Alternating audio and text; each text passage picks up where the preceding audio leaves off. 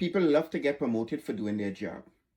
Oh, I did my job. I want to get promoted. Nobody gets promoted when they do their job. You get promoted when you do more than your job, right? You have to do the job. I had a boss who used to tell me this all the time. Duane, you have to do the job before you get the job. You have to do my job before you get my job.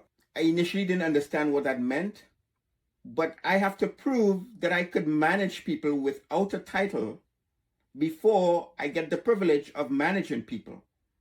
So you have to be a leader amongst your peers before someone says, I think you could lead a team. So what usually happens is people say, well, that's not my responsibility. I don't have to fix that. That's not my responsibility. But could you promote me, please? Well, no, I can't, because you haven't shown me that you want to fix situations that occur, that you have the capacity to, and that you see it as important. So hence, we all just see a situation like this and say, well, shit, none of them work with me or for me. I'm just going to ignore it. But information about you starts to seep through the organization, right? Everyone knows who everyone is. Duane is good at dealing with. He helps everyone at, right? When you pick up the phone and you call Department X, and you call Department X to speak to John, and John isn't there, do you speak to someone else, or do you hang up and say, I'll call back when John is there? If you call back and say, I'm gonna speak to John, the person who answers the phone say, John isn't here, can I help you? And you say, no, I'll just call back. Well, we know what kind of person John is.